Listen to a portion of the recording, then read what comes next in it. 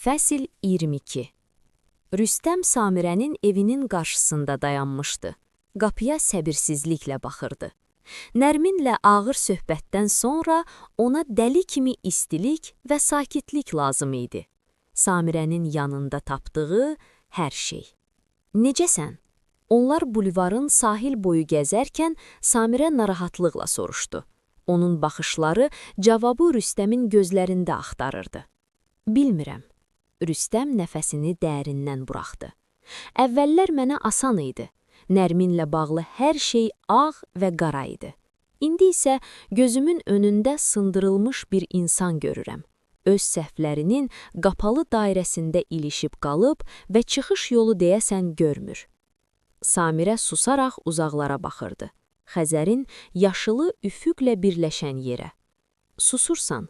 Rüstəm dayandı, üzünə baxdı. Səncə ona mütəxəssis köməyi lazım deyil? Samirə asta soruşdu. Bizim nişanımız onun üçün zərbə ola bilər. Xüsusən də o özünü inandırıbsa ki, sən və Aysel onun əlində qalan son şeydir. Ana onun anasıyla danışdı, amma Nərmin o qədər ərköyündü ki, heç kimin fikrini ciddiyə almır. Mən necə kör olmuşam? Rüstəm pıçıldadı. Özünü günahlandırma. Biz çox vaxt insanları olduqları kimi yox, gördüyümüz kimi qəbul edirik. Hamı səhv edir. Sual budur. Sonra nə edirik? Öyrənirik, yoxsa günahkar axtarırıq? Onlar yavaş-yavaş yoluna davam etdilər. Dəniz yaxınlıqda sakit və dərin nəfəs alırdı. Elə zamanın özü kimi. Bilirsən, Rüstəm dedi. Mənə elə gəlir hər şeyi düzəltməliyəm. Sanki onun məsuliyyətini daşıyıram. Bilmirəm nə etməliyəm. Sən sadəcə yaxşı insansan. Samirə onun əlini sıxdı. Amma bəzən həqiqətən yaxşı olmaq üçün sərhəd qoymaq lazımdır. Özün üçün də, başqaları üçün də. Qorxuram ki, bütün bunlar yenə Ayselə təsir edər. O çox həssasdır. Nərmin isə əzab çəkəndə dağıdıcı olmağı bacarır. Samirə başını tərpətdi. Onda biz sadəcə onun yanında olmalıyıq. Ayselin, ona sabitlik, istilik, güvən verməliyik. Sözlə yox, əməllə. O özü hər şeyi hiss edəcək. Onlar skameykaya yaxınlaşıb oturdular. Dənizin üstündə fənərlərin yavaş-yavaş yanmasını izlədilər. Mən əvvəllər düşünürdüm ki, sevgi gür, ehtiraslı, az qala dəli kimi bir şeydir. Rüstəm irəli baxaraq dedi.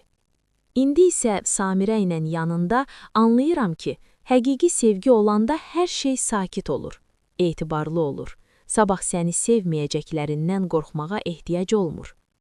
Samirə yüngülcə gülümsədi. Çünki həqiqi sevgi fırtına deyil, o limandır. Rüstəmin telefonu titrədi. Ekranda yazı göründü. Aysel. O dərhal cavab verdi. Papa, Samirə də sənin yanındadır? Qızın cingiltili səsi eşidildi. Hə, biz bulvardayıq, gəzintidəyik. Necəsən şahzadəm? Biz artıq evə qaydırıq. Samirəyə de ki, mən ona təcili bir dəstə şəkil göstərməliyəm. Nənə babanın bağında o qədər gizlin yer tapmışam ki, biz mütləq hamımız birlikdə ora getməliyik. Hamısını sizə göstərəcəyəm. O nəfəs almadan danışdı. Mən hər şeyi eşidirəm, Samirə gülərək telefona yaxın əyildi. Və sənin şəkillərini, hekayələrini səbirsizliklə gözləyirəm. Bilirsən nə? Mənim bir fikrim var. Mən təsadüfən gördüm ki, sabah papanın çox dolu günü olacaq. Axşamadək işi var. Gəl mən səni məktəbdən sonra götürüm, əsl fan day edək. Sən hər şeyi mənə göstərərsən, danışarsan. Necədir plan? Rüstəm, etirazın yoxdur? Deyə yumşaq səslə əlavə etdi, ona tərəf dönərək. Ura, papa, olar, xahiş edirəm. Aysel yalvaran səslə dedi. Rüstəm güldü. Əla səslənir. Mən razıyam. Amma söz verin ki, mən olmadan bütün dondurmanı yeməyəcəksiniz. Heç bir söz yoxdur.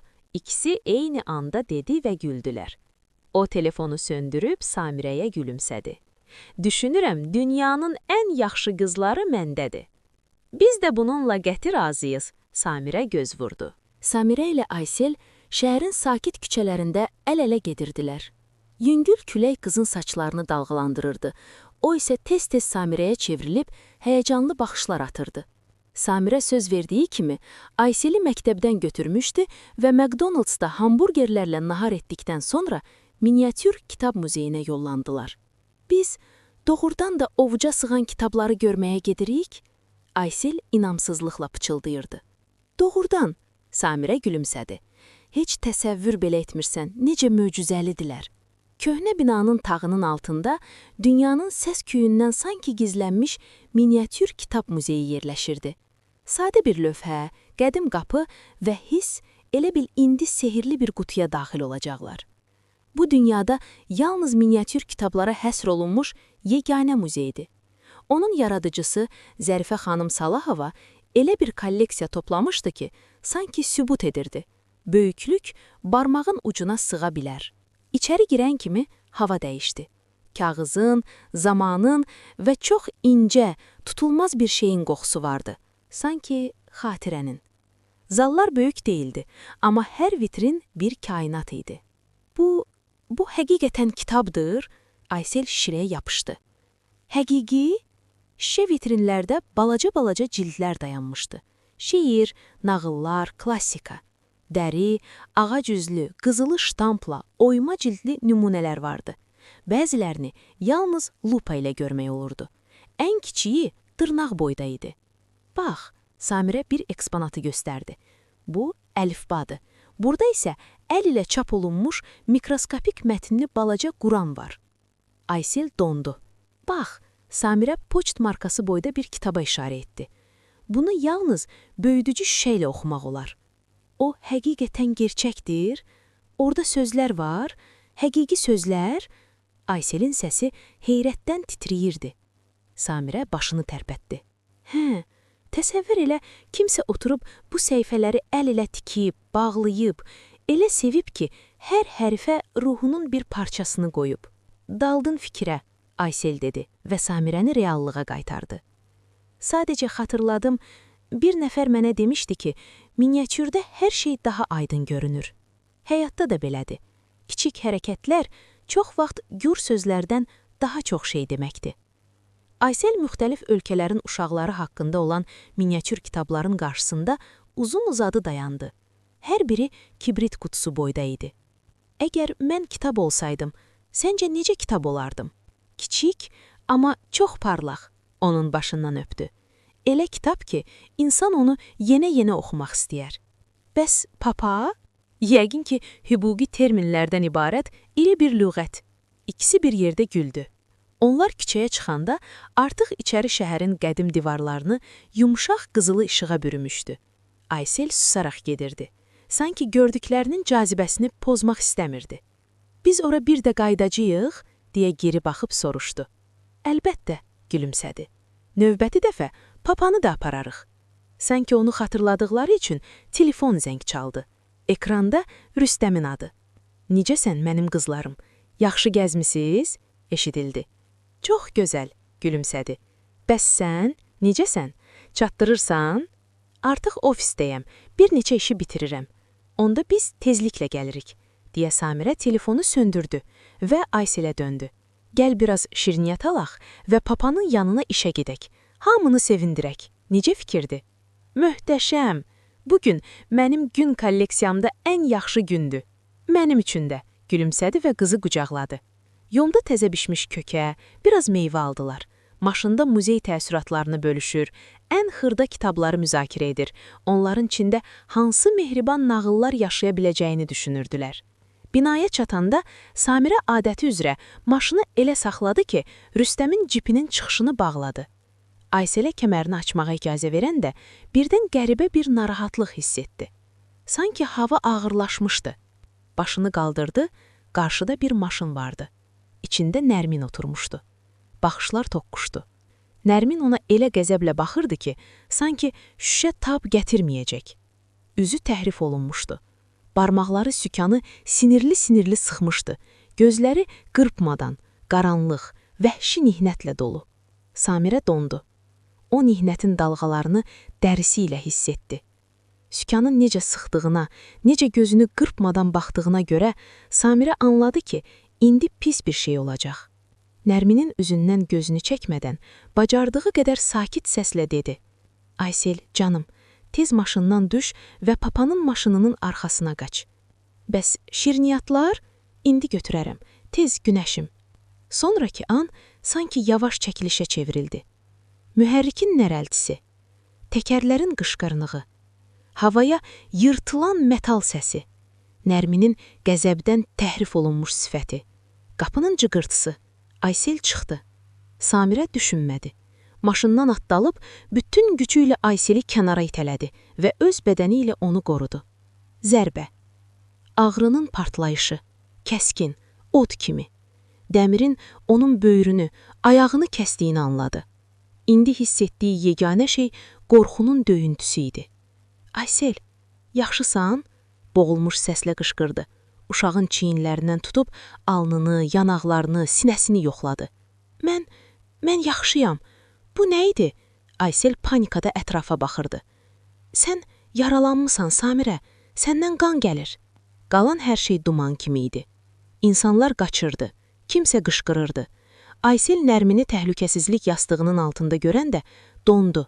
Baxışında qorxu və anlaşılmazlıq vardı. Samirə hiss edirdi, gücü gedir. Hər şey fırlanırdı. Dumanın içindən telefonu çıxardı və qıza uzandı deyə pıçıldadı. Papaya zəng et və onu gözlə. O tezliklə gələcək. Dünya üzməyə başladı. Hər şey sakitləşdi. Son eşitdiyi Ayselin incə, qorxmuş səsi idi. Atasını çağırırdı. Elə bu gürültünü binadakı hamı eşitdi. Əz qala eyni anda Rüstəm və Nigar xanım pəncərəyə qaçdı. Növbəti saniyədə soyuq onun bədənini buz kimi bürüdü. Lifti gözləmədi. Pilləkənlərlə şığıdı, ayaqlarını hiss etmədən. Küçəyə çıxanda ürəyi sinəsindən qopacaq kimi idi. İnsanlar yığılmışdı. Kimsə kömək qışqırırdı. Uzaqdan sirenin səsi yaxınlaşırdı. İzdihamın içindən onu gördü. Samirə. Asfaltda yüzülmüşdü. Qan içində. Appaq. Demək olar şəffaf gözlə. Yanında Aysel, balaca, titriyən qız. Atasına qaçıb hönkürərək dedi. O məni özü ilə örtdü. Samirə! Səsi qopdu. İçində qorxu, qəzəb, sevgi bir-birinə qarışdı. O ona atıldı, amma gələn həkimlər onu saxladı. Dayanın, biz onu stabilləşdirməliyik, qanaxmanı dayandırmalıyıq. Bud arteriyasının zədələnməsinə oxşayır, onu yaxın xəstəxanaya aparırıq. Mən onunla gedəcəyəm. Rüstəmin səsi titriyirdi. Aysel onun boynundan möhkəm yapışmışdı, ağlayırdı. O qızı qucaqlayıb, balaca ürəyinin necə çırpındığını hiss edirdi. Bu an o bilirdi ki, əgər Samirəni itirsə, hər şey dağılacaq. Mən qızın yanında qala bilərəm. Nigar xanım tələsik yaxınlaşıb təklif etdi. Amma Aysel başını yellədi. Yox, papa, mən sizinlə gələcəyəm. Rüstəm onu sinəsinə sıxıb astaca dedi. Yaxşı, sən mənimləsən. Sonra baxışı qonşu maşının yanında hərəkətsiz yuzulan fiqura düşdü. Nərmin. Onun başında başqa həkimlər vardı. Rüstəm dişlərini sıxdı. Anasına xəbər verin, boğulmuş səslə dedi. Və artıq təcili yardım maşınının qapısına yapışıb gözünü Samirədən çəkmədi. İçində hər şey daş kimi sərtləşmişdi. Tək bir impuls hiss edirdi. Yanında olmaq. Hər şey yaxşı olacaq. Məni eşidirsən? Pıçıldadı. Mən səninləyəm. Həmişə.